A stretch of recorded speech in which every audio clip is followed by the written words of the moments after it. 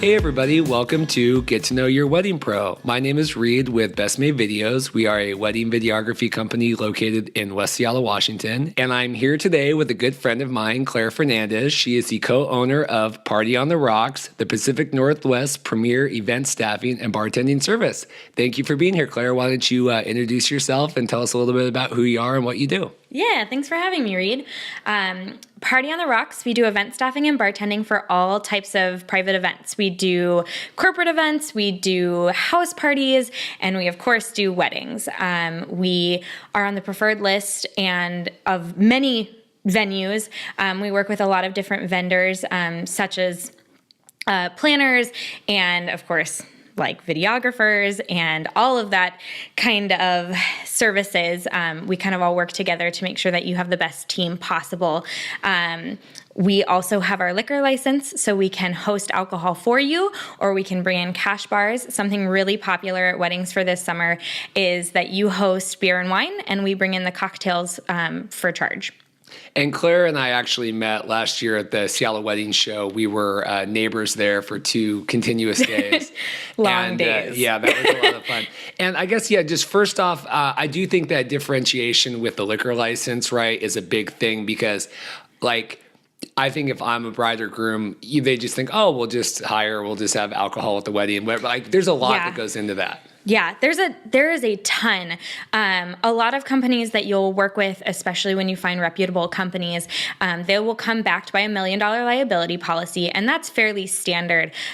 We really try to encourage our couples or clients in general to go with a company that has liability insurance, because just like when you go to a bar and they have to cut you off, you want that to happen at your wedding. If people drink too much and they go and cause an accident, it comes back to you. It comes back to our company, and being backed by that liability policy saves a lot of people a lot of grief and liability in the end. The liquor license is really great because we can resell and just take a lot of the stress from having to plan how much alcohol. You always know that you'll have enough alcohol when we are providing it.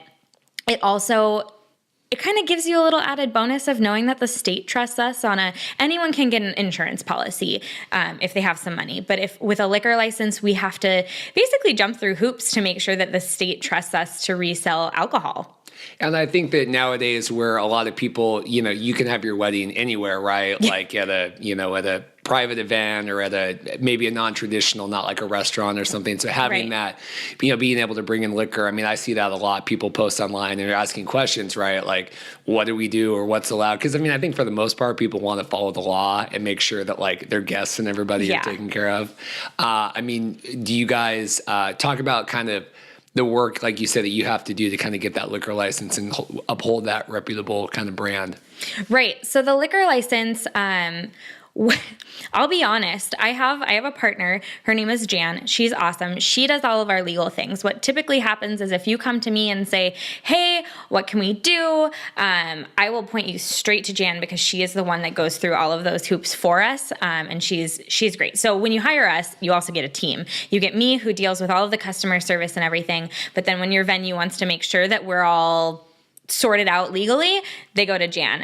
In order to do it, we had to apply. They had to do background checks on us, as well as my spouse, which was we had to give the last 10 years of addresses, and I moved around a lot, and jobs, and have references, and we had to get our catering license.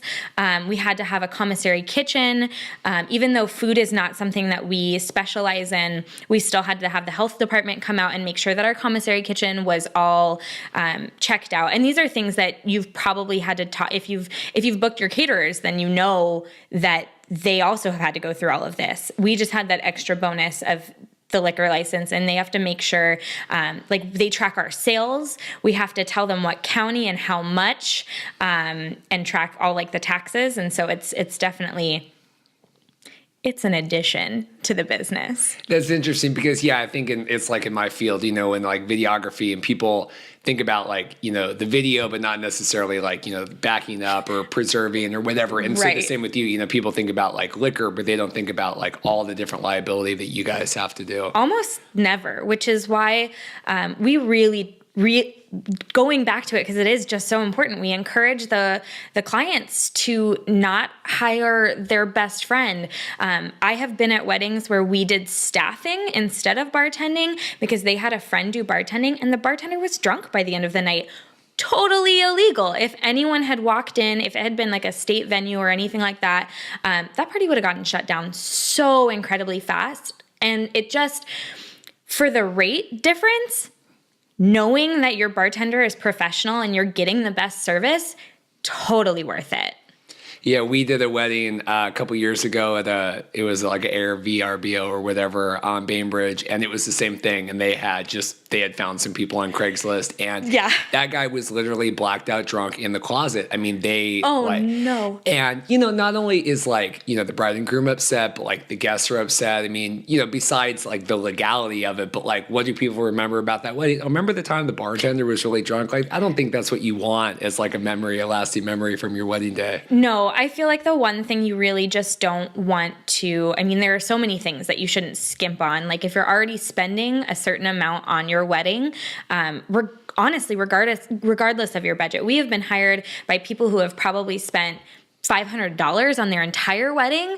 And we've been to weddings that have cost, $100,000. And it is so important that you just make sure that your vendors have you taken care of, and that we also have experience working with planners, and like venue site reps, which Joe Schmo from Craigslist isn't going to know how to do that. You just get that added bonus. Perfect. So, and I mean, right now, talk to me a little bit about kind of your company as it stands now. I mean, you guys are blowing up, talk about like, just kind of like, staff, right? You guys are expanding. I mean, talk about what's going on. I know we just saw each other at the Snohomish Wedding Guild meeting for the tour.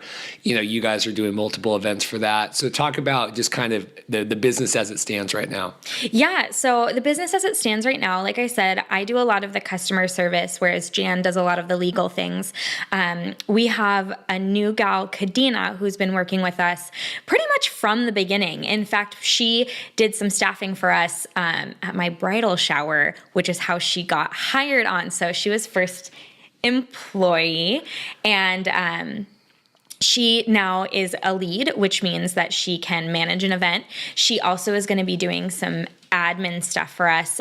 So when you book with us, you'll work with me up until we introduce you to the staff going to be at your event, and then she'll send you a follow-up review, which is really, really nice to have that addition to the team, and you just get that added focus on your specific event. So currently all of our 35 employees are W-2 instead of contracted, which our clients really like, because that means we don't just go find people and like call them on the phone and say, hey, do you want to work for us? We interview each individual. We do a new hire orientation, which lasts 2 hours. We do a ton of on-the-job training. We will never send you someone we have not worked with. And that's really important for the integrity of our company, versus those international companies. There's tons of staffing and bartending agencies out there that just send you someone they've never worked with. And yeah, they might have insurance, but you're not getting any level of customer service from them. So we make sure that that's really important to us, just as a team.